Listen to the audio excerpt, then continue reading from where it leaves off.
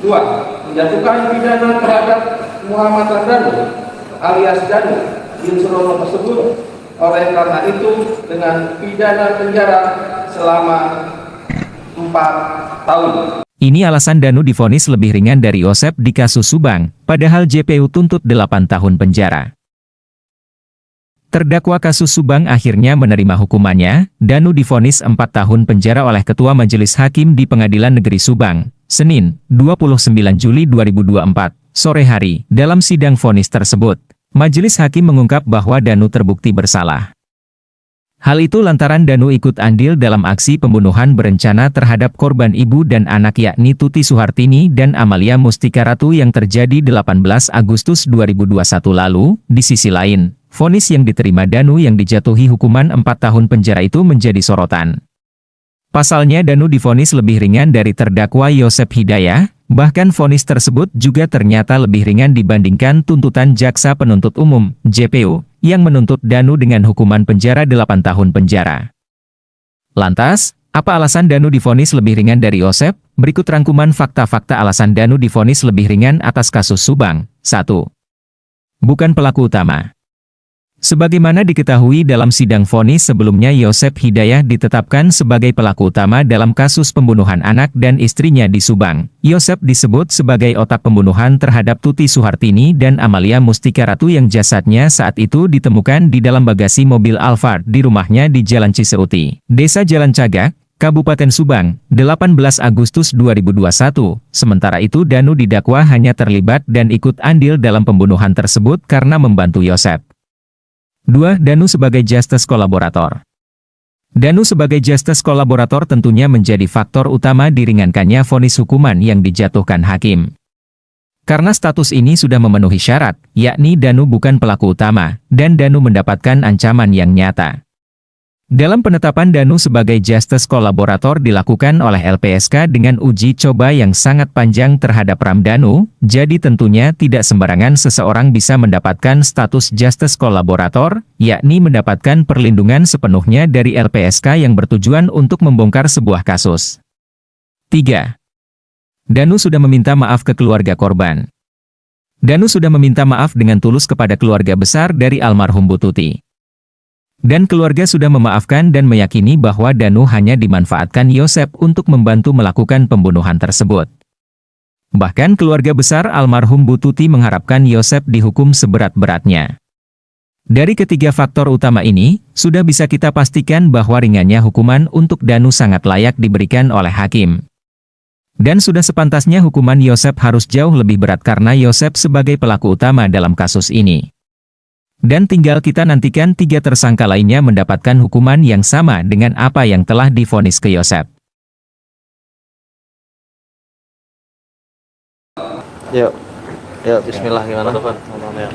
Iya Bang, tanggapannya terkait vonis terhadap Danu 4 tahun ini seperti apa menurut PH Bang? Ya, pertama alhamdulillah kita sudah selesai sidang. Terima kasih teman-teman media semua yang sudah mengawal sejak awal. Terkait putusan memang ini di luar dari yang kita perkirakan gitu ya, tetapi dalam persidangan ini kita juga masih ajukan untuk pikir-pikir kita akan banding atau tidak, karena kalau kita amati tadi terkait putusan semua sudah jelas memang bahwa Danu, Yosep, Arigi, Abi, Mimin adalah bagian dari pelaku pembunuhan ini gitu ya. Dan di sini juga Danu tadi sudah disampaikan bahwa yang menjadi pertimbangan majelis hakim adalah satu, Danu bisa berani untuk menyerahkan diri, bekerja sama dengan polisi untuk membongkar, dan JC-nya juga dikabulkan gitu kan. Tetapi memang dalam hal ini ada pertimbangan yang kita dengarkan tadi, bahwa memang ya terbukti Danu bagian dari pelaku gitu, sehingga memang saat ini kita juga perlu untuk diskusi semua tim hukum bersama Ramdhanu, apakah kita akan banding atau tidak gitu kan.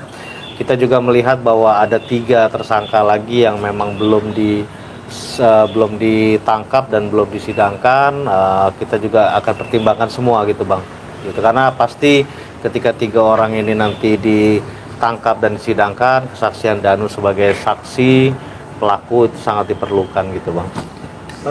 harapannya Bang untuk ketiga tersangka yang belum ditangkap dan diadili ini seperti apa sih dari Ya PH sebetulnya perkiraan kita tadinya kita berharap bahwa Danu divonisnya lebih di bawah dari lebih ringan ya, di bawah 4 tahun, karena memang kita ketahui sama-sama bahwa kasus ini tanpa ada pengakuan, kesaksian Danu dan penyerahan diri Danu, saya yakin kasus ini kita sampai hari ini belum bisa dibongkar apalagi disidangkan gitu. Tetapi apapun itu adalah keputusan hakim. Kita harus menghormati, menghargai, karena tadi sudah disampaikan bahwa seadil-adilnya orang adalah seadil-adilnya adalah keadilan milik Allah.